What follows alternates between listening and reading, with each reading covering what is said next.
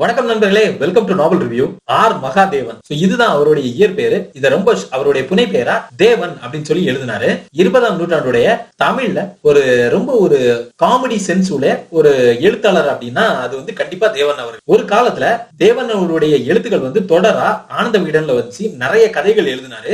இந்த ஆனந்த விகடனை தேவன் அவர்களுடைய எழுத்துக்களுக்காகவே நிறைய பேர் வாங்கி வாங்கி வாசித்தாங்க. அந்த அளவுக்கு வாஸ்தவங்க எல்லாமே விழுந்து விழுந்து சிரிப்பாங்களாம். அந்த அளவுக்கு ரொம்ப அவருடைய எழுத்துக்கள் ரொம்ப ஹியூமர் சென்ஸோட இருக்கும். 1913 திருவிடை மருதூர் அப்படிங்கிற ஒரு தஞ்சாவூர் பக்கத்துல உள்ள ஒரு கிராமத்துல பிறந்தவர் தான் இந்த ஆர் மகாதேவன். 1933 இவருக்கு ஆனந்த விகடன்ல வேலை கிடைக்கும். அப்ப அவர் சேர்ந்த புதுசு கிட்டத்தட்ட அவருக்கு ஒரு 20 வயசு இருக்கும்னு வைங்களேன்.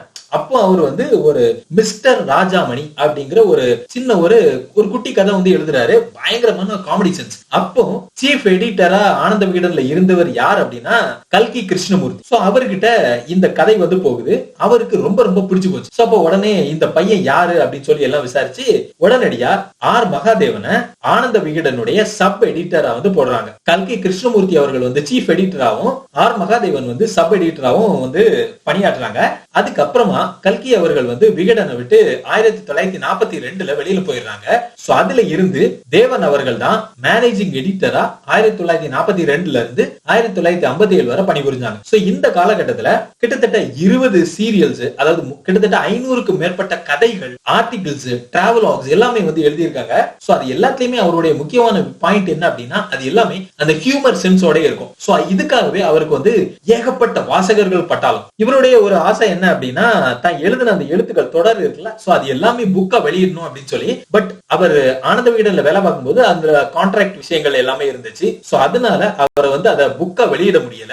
1957 அவர் இறந்து போயிடுறாரு. அதுக்கப்புறம் தான் இது எல்லாமே புக்கா ரிலீஸ் ஆகுது.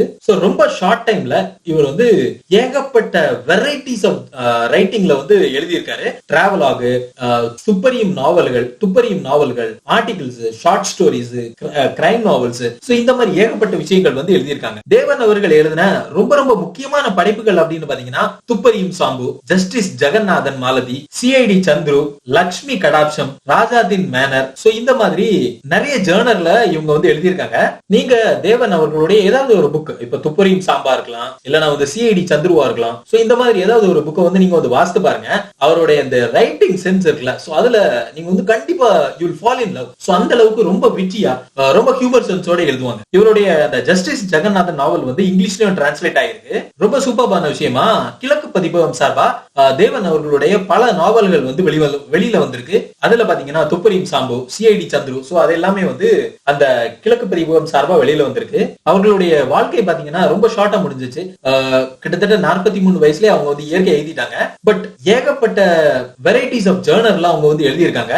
அதுல எனக்கு ரொம்ப ரொம்ப பிடிச்ச நாவல் அப்படின்னா அது சிஐடி சந்துரு தான். நீங்களும் எழுத்தாளர் தேவன் அவர்கள் எழுதின ஏதாவது ஒரு புக்கை வாசித்து பாருங்க. அந்த ஹியூமர் சென்ஸ்ல கண்டிப்பா நீங்க அவருடைய மத்த நாவல்களை விரும்பி விரும்பி வாசிக்க ஆரம்பிப்பீங்க. நன்றி. அடுத்த வீடியோல வேற ஒரு ஃபேவரட் புக் பத்தின இன்ஃபர்மேஷனோட நான் சந்திக்கிறேன். நாவல் ரிவ்யூ சேனலுக்கு சப்ஸ்கிரைப் பண்ணாதவங்க சப்ஸ்கிரைப் பண்ணிக்கோங்க. அந்த பெல் ஐகானை ஹிட் பண்ணுங்க. தேங்க்யூ.